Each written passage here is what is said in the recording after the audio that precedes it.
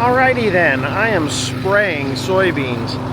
This is an experiment field. It's not really an experiment field. I've done this in the past, and it was never intended to go this far, but because of torrential rainfall and other things that needed to be done, like wheat harvest, I was unable to get back and spray these soybeans. And the reason I call it an experiment is this is a very high pressure deer area. The deer in these farms, terrible. So what we did was we planted the soybeans, and you can see them, they're in there. And the point is, if you plant them into a cover crop or whatever's there, you let the weeds grow along with the soybeans. As long as you got good rainfall and the weeds aren't like 5 miles high, you'd be all right.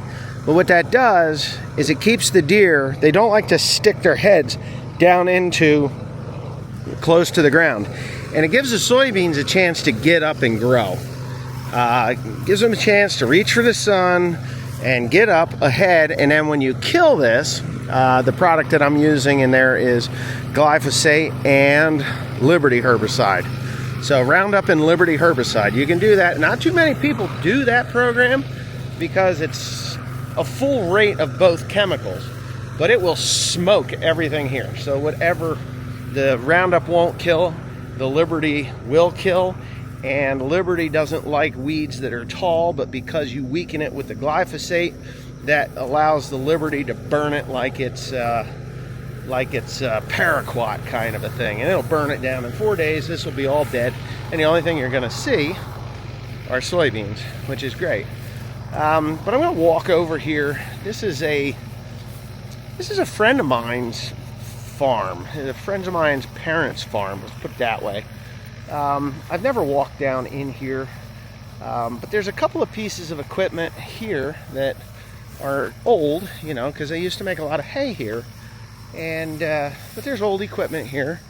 There's some things I didn't even know this was here, but here's what looks like a 479 hay bine, little 9-footer. There's a gravity box here, gravity wagon here. I think that's exactly what this is, a 479. Nice little hay bine. You know, these things worked really good. This is like I don't think that's a 9-footer. I think it's like a 7-footer.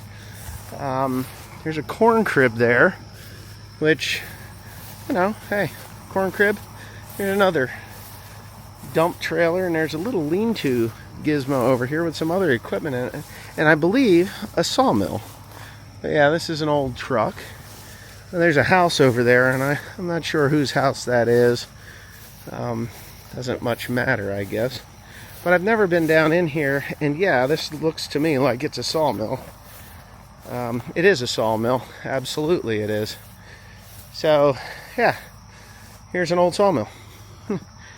And the deer, for some reason, there must be something that they like in here. But this is cool. There's the old saw blade. There, it's not attached to any. Oh, here it is.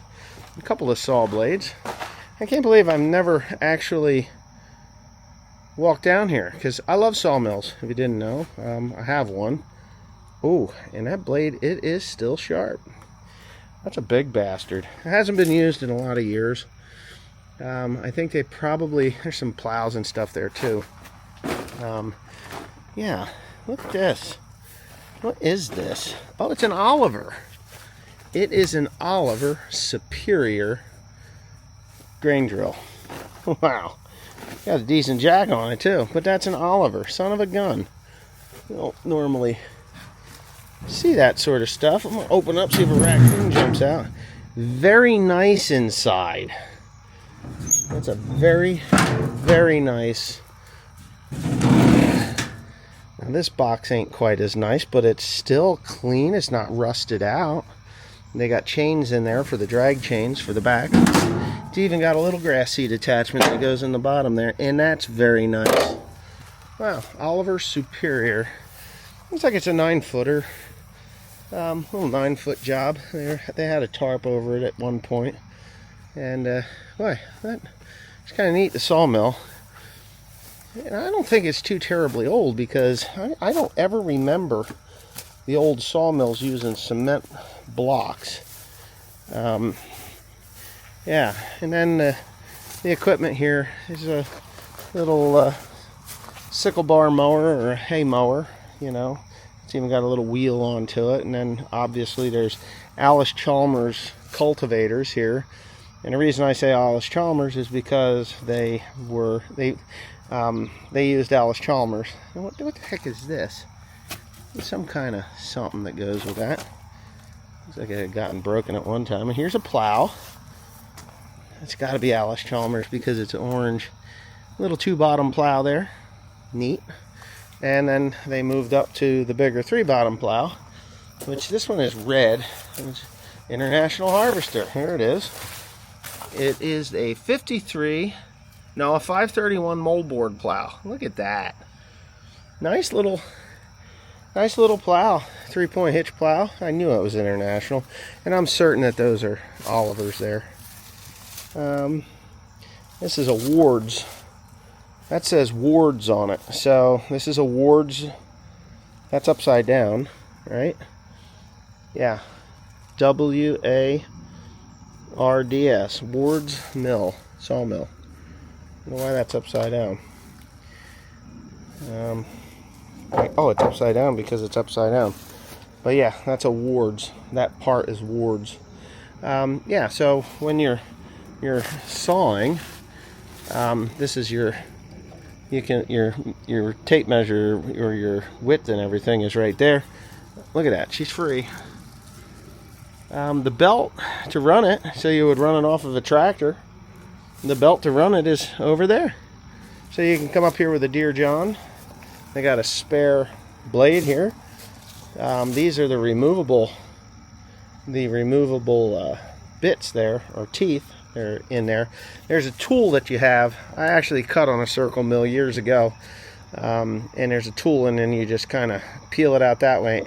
And this is the tooth. I don't know if you can see it, but the tooth is separate from the wedge, and that's a spring-loaded gizmo there. So you would turn this, and that tooth would come out, and there is you could either replace them, or you could, you could swage them. You would take a hammer and actually pound that tooth, and that would make it sharp again.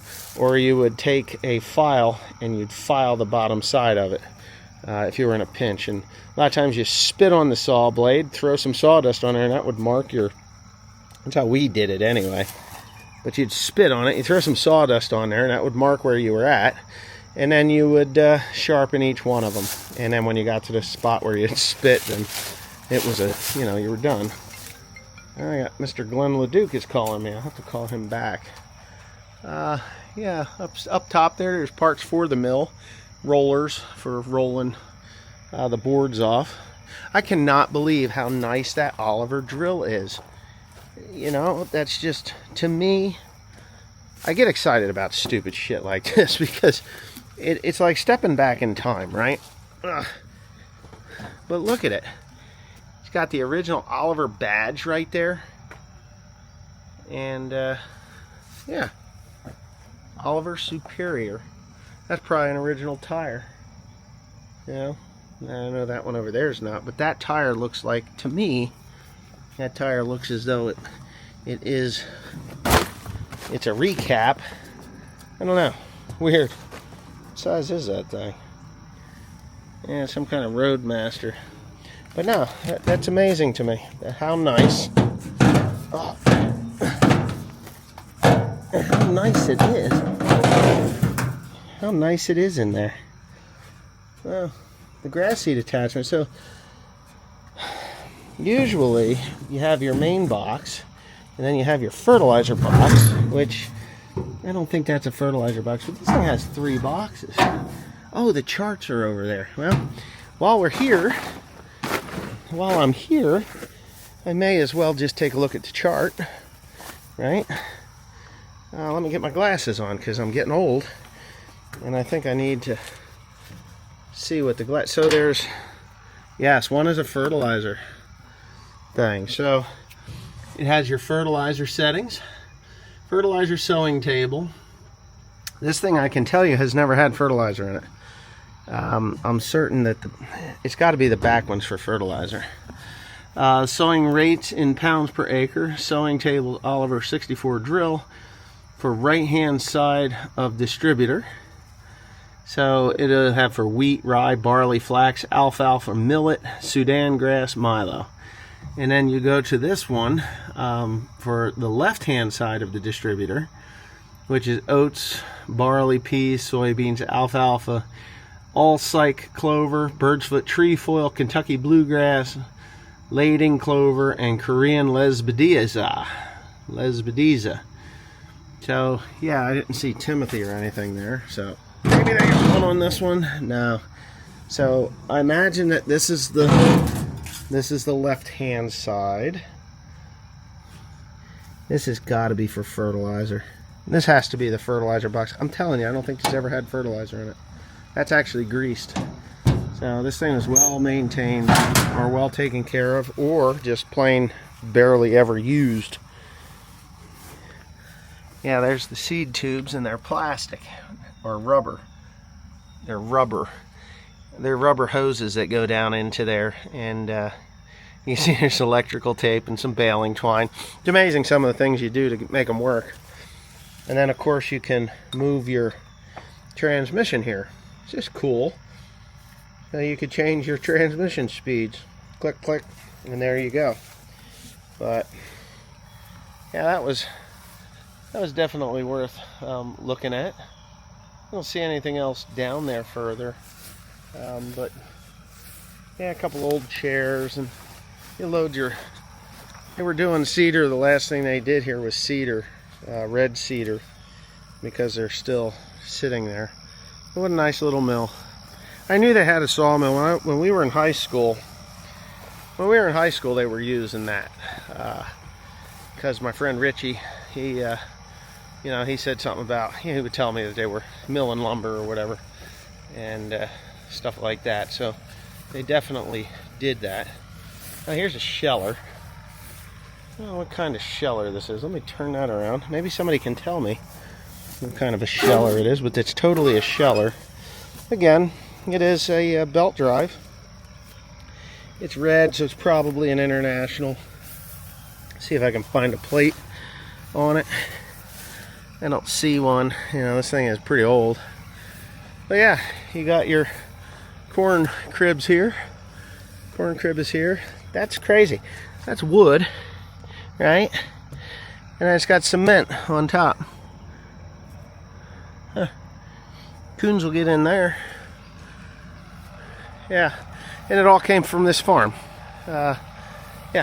It would come from this farm. They didn't farm out off. They never farmed more ground than this home farm.